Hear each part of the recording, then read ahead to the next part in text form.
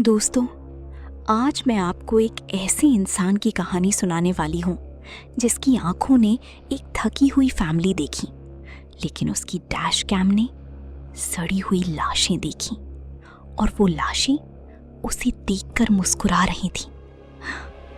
उस रात के बाद वो अफसर एक पेट्रोल पंप पर अपनी गाड़ी में बंद बैठा रहा, सारी लाइटें जलाए हुए, सारी दरवाजे बंद किए हुए, और फिर भी उसके हाथ स्टीयरिंग पर कांपते रहे। ये उसी की कहानी है, तो चलिए शुरू करते हैं। राजस्थान में एक हाईवे पेट्रोल अफसर था। उसकी ड्यूटी NH11 पर लगती थी, बीकानेर से जैसलमेर जाने वाली उस सड़क पर जो रात को बिल्कुल वीरान हो जाती है। वो सड़क, एक तरफ रात का अंधेरा और बेहिसाब रेत, दूसरी तरफ एक गहरी काली बहुत पुरानी झील। वो उसे काली झील कहते थे। वहां के बुजुर्ग कहते थे, इस झील में जो एक बार चला जाए वो कभी वापस नहीं आता, कभी नहीं। 50 किलोमीटर तक न कोई घर, न कोई बत्ती, बस एक काली सड़क रेत और पानी के बीच फंसी हुई। उसकी रात की ड्यूटी थी, रात के 10 से सुबह के 6। ज्यादातर रात तो चुप्पी में ही गुजर जाती, बस टायरों की आवाज और रेडियो का शोर। उस रात भी सब वैसे ही शुरू हुआ था, लेकिन उस रात सब बदल गया। रात के कोई 2:30 बज रहे थे। झील की तरफ से धुंध उठ रही थी, इतनी घनी कि आगे कुछ ठीक से दिखे नहीं। वो अफसर 60 की स्पीड पर चल रहा था, एक हाथ में ठंडी चाय का कप अंधेरी सड़क घूरता हुआ। तभी उसे एक गाड़ी दिखी, एक पुरानी काली इनोवा, बहुत धीरे चल रही थी, कोई 30 की स्पीड पर, जैसे ड्राइवर सो रहा हो। गाड़ी बाईं तरफ जाती, फिर दाईं तरफ, सीधी लाइन पकड़ ही नहीं पा रहा था, और दाईं तरफ की टेल लाइट पूरी तरह बुझी हुई। उसने लाल नीली लाइट चालू की। गाड़ी ने काफी देर बाद सिग्नल दिया और झील के किनारे वाली बजरी पर रुक गई। अफसर पीछे रुका, ट्रेनिंग के हिसाब से सब किया। गाड़ी थोड़ी एंगल पर रोककर भारी टॉर्च उठाई और बाहर निकला। रात की ठंड सीधे चेहरा काटने लगी। बस 2 आवाजें थीं, 2 इंजनों का गुनगुनाना और झील का पानी पत्थरों से टकराने की वो हल्की सी लगातार आवाज। उसने गाड़ी की डिक्की पर हाथ रखा, और यार, उस डिक्की की धात बहुत ज्यादा ठंडी थी, जैसे घंटों से पानी में रही हो। उसने इसे नजरअंदाज किया। काश उसने नहीं किया होता। उसने ड्राइवर की तरफ टॉर्च मारी, और अंदर बिल्कुल सामान्य परिवार था। ड्राइवर सीट पर एक अधेड़ उम्र की औरत, बहुत थकी हुई, आंखों के नीचे काले घेरे, बाल बिखरे हुए, टॉर्च की रोशनी से आंखें मिचा रही थी। आगे की सीट पर एक मर्द, नीली शर्ट, सिर सीट पर टिका हुआ, आंखें बंद, मजे से सोया हुआ, और पीछे 2 बच्चे, एक लड़का एक लड़की, कोई 8-9 साल के, दोनों कांच पर सिर टिकाकर सोए हुए, बीच में रजाई और तकियों का ढेर। दोस्तों, बिल्कुल सामान्य था सब। एक थका हुआ परिवार रात को सफर करता हुआ। ऐसे सफर हम सब ने बचपन में किए हैं ना, रात को गाड़ी में सोते हुए, माँ आगे बैठी हुई। उस अफसर को कुछ भी अजीब नहीं लगा। नमस्ते जी, उसने कहा, आपकी टेल लाइट नहीं जल रही और आप लाइन पर नहीं चल पा रही थी। लाइसेंस, RC और इंश्योरेंस दिखाइए। माफ करना भाई साहब, वो औरत बोली, आवाज धीमी थी, भर्राई हुई। बहुत लंबा सफर है, बस सुबह से पहले पहुंचना था। उसने दस्ताने वाला खाना खोला, कुछ कागज और एक लाइसेंस अफसर की तरफ बढ़ाया। जब उसकी उंगलियों ने उस अफसर की हथेली छुई, वो बर्फ की तरह ठंडी थी, ऐसी ठंड जैसे काफी देर से पानी में रही हो वो उंगलियां। लेकिन उस वक्त उसने इसे नजरअंदाज कर दिया। वो कागजात लेकर अपनी गाड़ी में वापस आया, लाइट जलाई, लाइसेंस पढ़ा, रेडियो उठाया। कंट्रोल रूम, यहाँ से यूनिट 4, एक गाड़ी रोकी है, नंबर चेक करना है। ठीक है, नंबर बताओ। उसने नंबर बताया। उधर से आवाज आई, सिस्टम थोड़ा धीमा है आज रात, 1 मिनट रुको। वो हीटर की गर्म हवा में थोड़ा ढीला पड़ा। आसान मामला था, एक चेतावनी, लाइट ठीक कराने की बात और आराम करने की सलाह।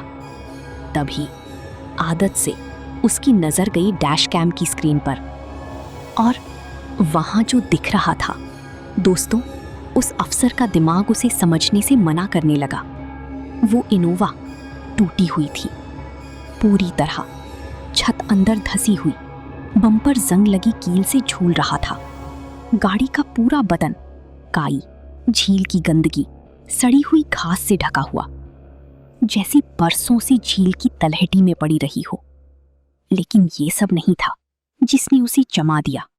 डैश कैम सीधे उस गाड़ी के पिछले टूटे कांच पर थी और उस टूटे कांच के पीछे से 4 चेहरे उस अफसर को घूर रहे थे। फूले हुए, हड्डियों वाले, चमड़ी भूरी, सड़ी हुई, गीली धज्जियों में लटकती हुई, आंखों की जगह खाली काले गड्ढे जिनमें पानी भरा हुआ था। वही माँ, वही बाप, वही दोनों बच्चे, सब सीधे कैमरे को देख रहे थे और सब मुस्कुरा रहे थे।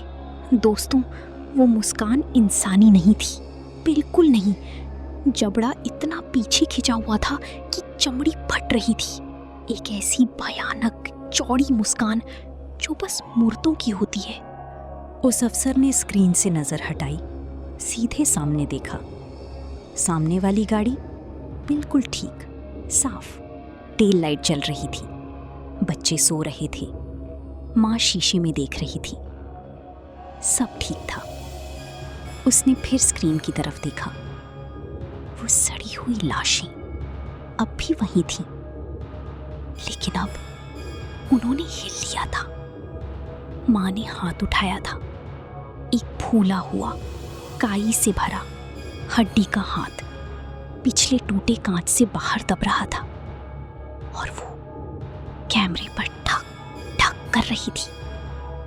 वो अफसर सुन नहीं सकता था उसे, गाड़ी के अंदर कोई आवाज नहीं थी, लेकिन स्क्रीन पर साफ दिख रहा था।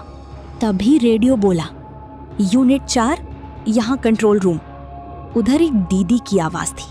आमतौर पर बड़ी शांत रहती थी, लेकिन अब उनकी आवाज में कुछ था, घबराहट, अजीब सी बेचैनी। ये पक्का है ना कि नंबर सही बताया? सच में काली इनोवा है सामने? हाँ जी, उस अफसर ने कहा। मैं उसकी एकदम पीछे हूँ, क्या बात है? और फिर उन्होंने जो बताया, दोस्तों, सुनकर मेरी भी रूह कांप जाती है। ये नंबर एक लापता परिवार के मामले से मिलता है। 30 साल पुराना मामला। एक परिवार, 4 लोग राजस्थान से गुजरात जा रहे थे।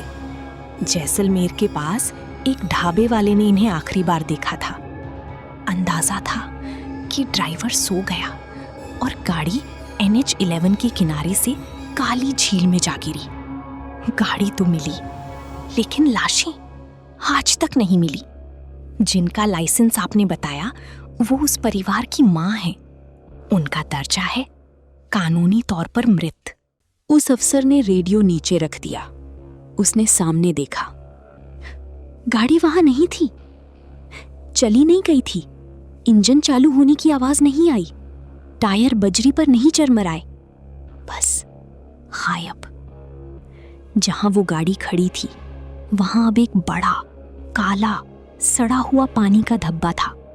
पानी जमीन में रिस रहा था, भाप उठ रही थी और एक बदबू सीधे एसी से अंदर आई।